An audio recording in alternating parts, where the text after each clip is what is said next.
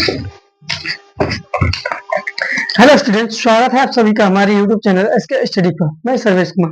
जैसा कि आप सभी को मैं पढ़ा रहा हूँ मैथ, और मैथ में हम लोग नंबर सिस्टम पढ़ रहे हैं। और नंबर सिस्टम का जो प्रश्नावली नंबर 2 है वो देखेंगे हम लोग। यहाँ पे कुछ क्वेश्चंस नंबर लिखे हुए हैं, और जो कि हम इसके पहले कुछ क्वेश्चन देख चुके हैं, और वो प्रश्नावली 1.1 का था, और यहाँ पे हम लोग प्रश्नावली 1.2 देखेंगे। तो आइए, यहाँ पे क्वेश्चन लिखा हुआ है। कह रहा है क्वेश्चन, कह रहा है कि नीचे दिए गए नीचे दिए गए कथन सत्य है या असत्य है, कारण सहित उत्तर लिखना है यहाँ पे। तो हमको यहाँ पे हम देखेंगे और हम कारण सहित उत्तर देंगे, ये क्या सत्य है या असत्य है, हम देखेंगे। ठीक है, तो यहाँ पे ध्यान दीजिएगा। प्रश्न कह रहा है कि प्रत्येक अपरिमेय संख्या एक वास्तविक संख्या होती है। प्रत्येक अपरिमेय संख्या एक वास्तविक संख्या होती है, क्या ये सही है? तो हम कहेंगे कि हाँ, यह एक क्या है, सही है, यह सत्य है कि प्रत्येक वास्तविक संख्या एक परिमेय संख्या होता है, अपरिमेय संख्या होता है। ठीक है, क्योंकि वास्तविक संख्या परिमेय और अपरिमेय दोनों प्रकार की होती हैं। ठीक है, परिमेय और अपरिमेय दोनों प्रकार की होती है, क्योंकि वास्तविक संख्या यहाँ पे लिखा है कि वास्तविक संख्या में परिमेय भी अपरिमेय संख्याएं भी होती हैं। ठीक है, तो आइए दूसरा क्वेश्चन देखते हैं। कह रहा है कि संख्या रेखा का प्रत्येक बिंदु m अंडर रूट m के रूप का होता है, जहां m एक प्राकृत संख्या है। कह रहा है कि संख्या रेखा का जो प्रत्येक बिंदु होता है, प्रत्येक बिंदु एक m के अंडर रूट m के रूप का होता है, जहां पे m जो होगा एक प्राकृत संख्या होता है। तो हम कहेंगे कि हाँ, देखते हैं, कहेंगे कि क्या सही है ये? नहीं, हम कहेंगे कि सही नहीं है। यहाँ पे देख लीजिए, मान लीजिए कि ये कोई संख्या रेखा है। ठीक है, ये 0 है। ठीक है, मान लीजिए यहाँ पे 0 मिलते हैं, ये कोई 0 संख्या। ठीक है, और संख्या रेखा पे अगर हम इसका स्क्वायर कर ले 1 2 3 4 5 6 7 8। ठीक है, बात समझ में आ रही है? यहाँ पे देखिए, ये क्या कह रहा है कि संख्या रेखा का प्रत्येक बिंदु square m under root m के रूप का होता है, जहां m एक प्राकृत संख्या है। तो हम कहेंगे कि असत्य है, ये सत्य बात नहीं है, क्योंकि जो संख्या रेखा पर धनात्मक और ऋणात्मक दोनों प्रकार की संख्याएं होती हैं। अगर हम संख्या रेखा पे देखें तो धनात्मक और ऋणात्मक, इधर गए तो धनात्मक, इधर गए तो ऋणात्मक। ठीक है, जैसे यहाँ पे कहें ये 1 है तो 1 2 3 4 5, और ये -1 -2 -3 -4, ये क्या है -5। ये क्या है भाई, इधर हमारा ऋणात्मक है और इधर हमारा धनात्मक है। तो यहाँ पे हम कहेंगे कि जो संख्या रेखा है, संख्या रेखा पर धनात्मक और ऋणात्मक दोनों प्रकार की संख्याएं होती हैं। ठीक है, और प्रत्येक बिंदु पर वर्गमूल जो होता है संख्या नहीं हो सकता है। वर्गमूल क्या हो सकता है? वर्गमूल संख्या नहीं होता है। प्रत्येक बिंदु पर हम वर्गमूल संख्या नहीं कर सकते हैं। जैसे देखिए, अगर एक का हम स्क्वायर करेंगे तो ये क्या आएगा, 1 आ सकता है। यहीं पे अंडर रूट 2 का स्क्वायर कर लीजिए, अंडर रूट 2 का स्क्वायर करेंगे तो अंडर रूट 2 ही आएगा। बात समझ में? और अंडर रूट 3 का अंडर रूट 3 होगा, इसका स्क्वायर निकल रहा है नहीं। अंडर रूट 4 का अगर हम करेंगे तो अंडर रूट 4 का क्या हो सकता है, 2 आ सकता है। क्योंकि हमारा देखिए 1 2 ऐसे ही हमारा एक स्थान पे वर्गमूल आया, एक स्थान पर वर्गमूल आया, लेकिन 2 स्थान पर वर्गमूल नहीं आया। तो हम कह सकते हैं कि प्रत्येक बिंदु पे वर्गमूल नहीं हो सकता है। ठीक है, किसी भी संख्या का वर्गमूल नहीं हो सकता है प्रत्येक बिंदु पे नहीं, कुछ कुछ बिंदु पे हो सकता है वर्गमूल, लेकिन सभी बिंदुओं पे वर्गमूल नहीं हो सकता है, इसलिए कह रहे हैं असत्य है। बात समझ में आई? तो आइए हम दूसरा देखते हैं। यहाँ पे क्या कह रहा है कि प्रत्येक वास्तविक संख्या एक अपरिमेय संख्या होती है। प्रत्येक वास्तविक संख्या का परिमेय संख्या होती है, एक अपरिमेय संख्या होती है, कहेंगे कि नहीं, ये प्रत्येक वास्तविक संख्या अपरिमेय संख्या नहीं होती है। क्योंकि वास्तविक संख्या में, ठीक है, वास्तविक संख्या में परिमेय और अपरिमेय दोनों प्रकार की संख्याएं होती हैं। ठीक है, वास्तविक संख्या में परिमेय और अपरिमेय दोनों प्रकार की संख्याएं होती हैं। बात समझ में आई कि नहीं? और यहाँ पे देखिएगा नेक्स्ट क्वेश्चन क्या कह रहा है।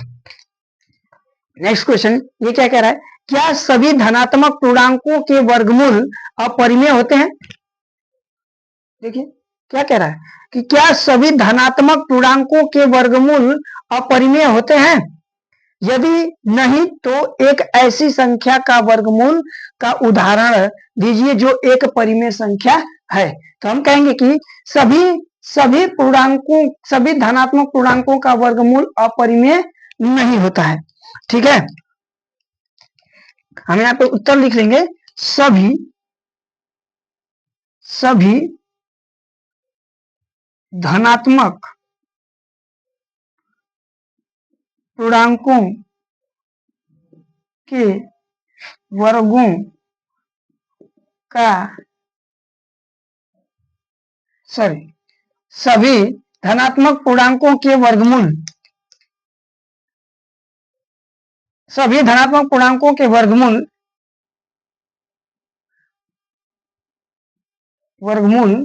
अपरिमेय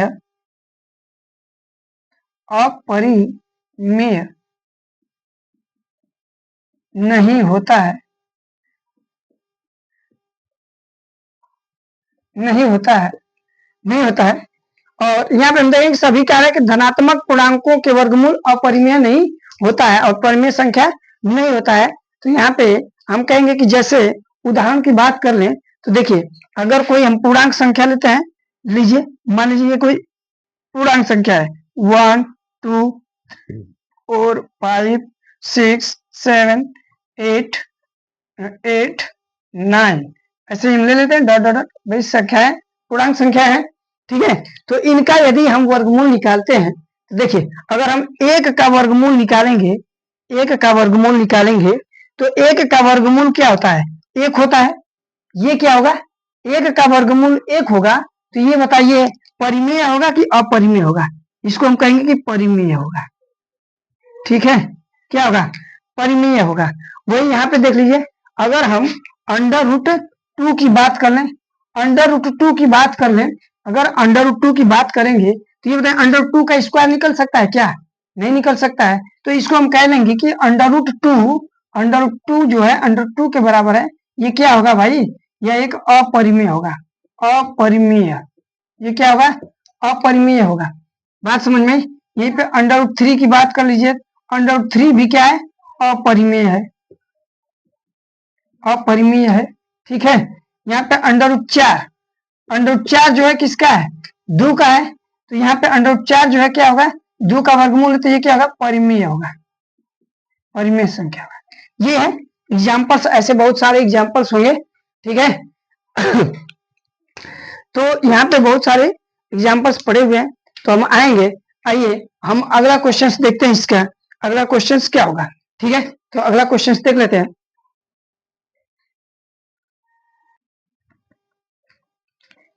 हेलो स्टूडेंट, तो हम देखते हैं अगला क्वेश्चन जो होगा आपका, क्या कह रहा है अगला क्वेश्चन, कह रहा है दिखाइए कि संख्या रेखा पर अंडर रूट 5 को किस प्रकार निरूपित किया जा सकता है। हम अंडर रूट 5 को निरूपित करके दिखाएंगे कि कैसे।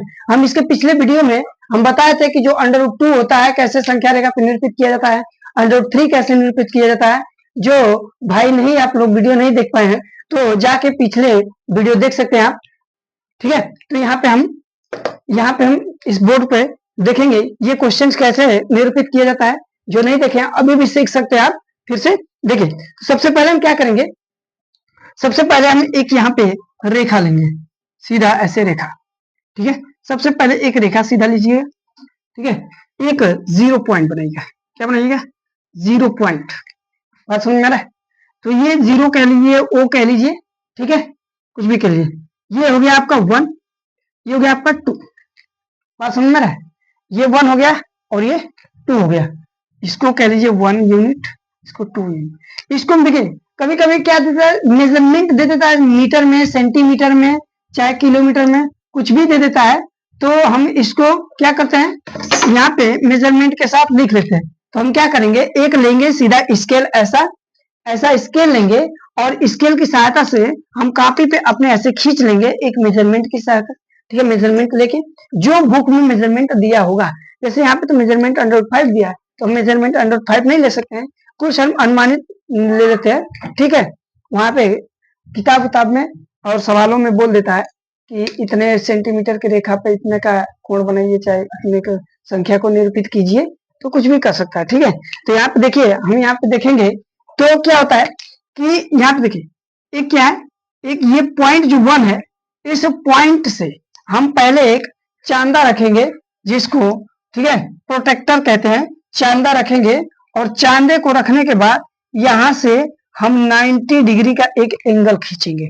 जब 90 डिग्री का एक एंगल खींचेंगे तो ये जो 90 डिग्री का एक एंगल होता है, इसको हम ऐसे खींच लें। ठीक है, बात समझ में आ रही है, ध्यान से देखिएगा। ठीक है, तो ये जो होता है, यहां से फिर प्रकार की सहायता से हम प्रकार लेंगे, और प्रकार की सहायता से हम एक क्या करेंगे, यहाँ से एक इस पॉइंट से और इस पॉइंट से एक मेजरमेंट लेंगे, और इस मेजरमेंट को लेके और वही प्रकार की सहायता से यहाँ पे लेंगे, जितना मेजरमेंट आएगा यहाँ पे इसको सीधे पॉइंट बना लेंगे। बात समझ में आ रहा है, इस पॉइंट को मिला लीजिएगा, इस पॉइंट को हम क्या करेंगे, मिला लेंगे। इस पॉइंट को भाई देखिए, इस पॉइंट को मिला लेंगे। मिलाने के बाद क्या करेंगे, इस पॉइंट को मिला लेंगे, और इसके बाद हम करेंगे नामकरण इसका। देखिए, एक यूनिट ये हो गया, एक यूनिट ये हो गया आपका, तो इसका हम नामकरण कर लें। चलिए, ये है आपका ओ, हम क्या कहते हैं ओ, इसको हम क्या कहेंगे ए, इसको ए कह लीजिए, इसको बी कह लीजिए। बात समझ में, ये पॉइंट आपका ए है, ये पॉइंट आपका बी है, तो हम कहेंगे कि यहां से जब ये एक यूनिट था, अब हम क्या करेंगे, पाइथागोरस नियम से इस डिस्टेंस को निकालेंगे। ये क्या है, इस डिस्टेंस को निकालेंगे, तो ये जो डिस्टेंस आएगा, चलिए हम यहां से निकालते हैं, तो ओ ए, इसको हम कहेंगे, लिख लीजिए, पाइथागोरस प्रमेय का प्रयोग। पाइथागोरस प्रमेय का प्रयोग करेंगे यहाँ पे। ठीक है, तो हम कहेंगे कि ओ ए का square is equal to A B का स्क्वायर, चाहे ओ बी का कह लीजिए, ओ बी का स्क्वायर कर लीजिए, अब प्लस ए बी का स्क्वायर कर लीजिए। ठीक है, ए बी का स्क्वायर हो जाएगा, जब ए बी का स्क्वायर होगा तो हम देखिए, ओ ए हमको निकालना है ना, ओ ए रख लीजिए, ये ओ ए है, ओ ए हम निकाल रहे हैं, यहाँ पे रख लेंगे बराबर। ये देखिए, ओ बी जो दिया है 1 दिया है, कितना यूनिट दिया है, 1 यूनिट दिया, तो रख लीजिए यहाँ पे, प्लस ए बी क्या दिया भाई, ए बी दिया है 1 यूनिट भी। ठीक है, यहाँ से हम क्या करेंगे, यहाँ से ये क्या हो जाएगा, 1 हो जाएगा, और यहाँ से स्क्वायर, हम जब किसी संख्या का मल्टीप्लाई करते हैं, जैसे कि हम स्क्वायर 2 बार करेंगे तो 1 आएगा, हम 1 में, बात समझ में आ रही है, अगर हम 1 by 1 multiply 1 by 1 multiply 1 multiply 1 multiply 1 multiply ऐसे करते हैं ना, ठीक है, ऐसे करते हैं, तो यहाँ पे क्या दिया है, ये जो दिया है संख्या, ये जो संख्या दिया है, अगर हम 1 मल्टीप्लाई अगर 1000 बार लिखते हैं तो केवल एक ही आएगा, लेकिन वहीं अगर हम 1 मल्टीप्लाई 1000 लिख देते हैं तो इसके में और इसके मल्टीप्लाई में दोनों में अंतर हो जाएगा भैया। अगर यहाँ 1000 है तो 1 में गुणा करेंगे तो ये 1000 आएगा, न कि 1। लेकिन अगर हम 1000 बार लिख रहे हैं, 1 गुणे 1 गुणे 1 गुणे 1 गुणे, तो वो क्या आएगा, एक ही आएगा। बात समझ में आई, तो इस बात को ध्यान रखिएगा। यहाँ पे ये क्या हो जाएगा, 1 हो जाएगा, और 1 1 कितना हो जाएगा, 2 हो जाएगा। बात समझ में, तो यहाँ पे हम क्या कहेंगे, ओ ए का होल स्क्वायर था, देखिए ओ ए इधर, ये दोनों तरफ क्या करेंगे, √2 से मल्टीप्लाई कर देंगे, तो ये आ जाएगा √2। ठीक है, ये हो गया आपका √2। अब यहाँ से √2 का हम क्या करेंगे, एक डिस्टेंस, अब देखिए ये √2 हो गया ना, तो यहीं पे एक 90 डिग्री और खींचिएगा, यहाँ पे एक और 1 यूनिट का, यहाँ से ये जो 1 यूनिट दिया है, इसी 1 यूनिट से यहाँ पे हम क्या करेंगे, एक 90 डिग्री बनाएंगे। बात समझ में, ये है 1 यूनिट भैया, ये क्या है 1 यूनिट। जब ये 1 यूनिट है तो इसको आप ज्वाइन करा लीजिए, जब आप इसको इस पॉइंट पे ज्वाइन कराएंगे, समझ में आ रही है, इस पॉइंट पे ज्वाइन कराएंगे तो ये पॉइंट आपका ये क्या हो जाएगा, 90 डिग्री हो जाएगा। समझ में आ रहा है, ये 90 डिग्री होगा।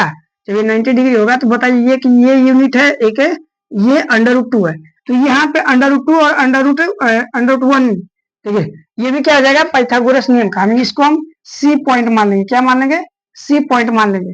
तो यहाँ पे क्या होता है देखिए, तो यहाँ पे जो पहला था ये, दूसरा त्रिभुज के लिए हम यहाँ पे त्रिभुज बनता जा रहा है। देखिए ये त्रिभुज है, तो हम कहेंगे कि इन त्रिभुज त्रिभुज त्रिभुज ओ ए सी में ना, कौन है ना, त्रिभुज ओ ए सी, तो क्या लेंगे ओ सी, ठीक, ओ सी हमको निकालना है। ओ सी का स्क्वायर ओ ए प्लस ए सी, ठीक है, स्क्वायर। यहाँ पे कह लीजिए 1, यहाँ पे √2 और प्लस 1, ये ओ सी का स्क्वायर है। यहाँ पे ये √2 का होल स्क्वायर है, ये होल स्क्वायर। अगर √2 का √2 में √2 में मल्टीप्लाई करते हैं तो ये जो 2 है इस √2 में आ जाएगा, ठीक है, √2 में आ जाएगा। तो ये दोनों पेयर बनाता है, जब पेयर बनाता है ये तो √2 से बाहर हो जाता है, ठीक है, √2 से बाहर हो जाता है। ये आ जाएगा आपका √2। कैसे बाहर आता है, √2 कैसे बाहर आता है, यहाँ पे ध्यान दीजिएगा, जब भी हम √2 जब दो पेयर बनेगा ना, तो इस चीज को 2 बार है ना, ये 2 बार है, तो इसको हम √2 लिख सकते हैं।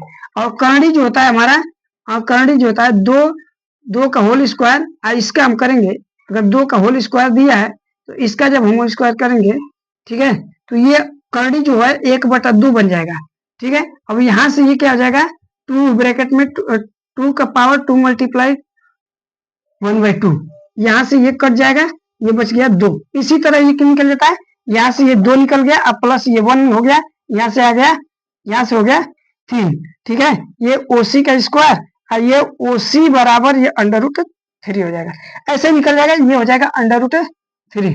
समझे भैया आप, ये √3 हो गया, मिटा दे, इसको मिटाते हैं, ठीक है, ये तो समझाने के लिए कहते हैं, ठीक है, ये √3 आ जाएगा। फिर हम यहाँ से क्या करेंगे, एक 90 डिग्री का बनाएंगे भैया, एक का यूनिट लेंगे। क्या लेंगे, एक यूनिट ही लेना है हमको। क्या लेना है, एक ही यूनिट लेना है, 90 डिग्री, ठीक है, एक ही यूनिट लेंगे और 90 डिग्री का लेंगे। अब यहाँ से ये 1 यूनिट हो गया और ये √3 हो गया, इसको मिला लीजिए यहाँ पे, सॉरी, इसको यहाँ पे ऐसे मिला लीजिए। अब देखिए ये जो मिला है, ये √ आपका क्या आ जाएगा, √2, ये 2 आ जाएगा, ये जो आएगा आपका 2 आएगा। बात समझ में आ रहा है, और ये जो 2 आ जाएगा, अब यहाँ से इसको मिला लीजिए, यहाँ से ये 90 डिग्री होगा, थोड़ा सा ऐसे झुकेगा, ठीक है, ऐसे झुका, ये 90 डिग्री होगा, और ये जो आएगा आपका ना, ये जो आएगा आपका √5 आएगा। भाई हर सवाल कितना टाइम लग जाएगा जाना ना, वीडियो बड़ा हो जाएगा तो आपको मजा नहीं आएगा देखने में, ठीक है। तो यहाँ पे हम क्या करेंगे, एक यहाँ से मेजरमेंट लेंगे प्रकार से और ऐसे ऐसे काटते हुए यहाँ पे लाएंगे, ठीक है। तो यहाँ से देखिए, ऐसे हम क्या करेंगे, प्रकार की सहायता से ऐसे ऐसे क्या करेंगे, यहाँ पे ला के यहाँ पे मिला देंगे।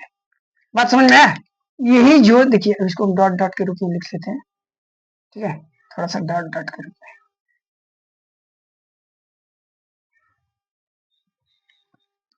ये जो पॉइंट है हम पॉइंट बना सकते हैं, ये जो पॉइंट था सी था, ये था डी, ये ई, ठीक है, और यहाँ जो मिल गया पॉइंट एफ हो गया।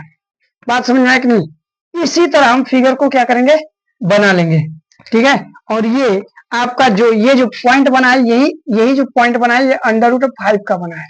बात समझ में आई कि नहीं है। तो यहाँ पे हम संख्या रेखा पे क्या कर लिए, प्रदर्शित कर लिए √5 को।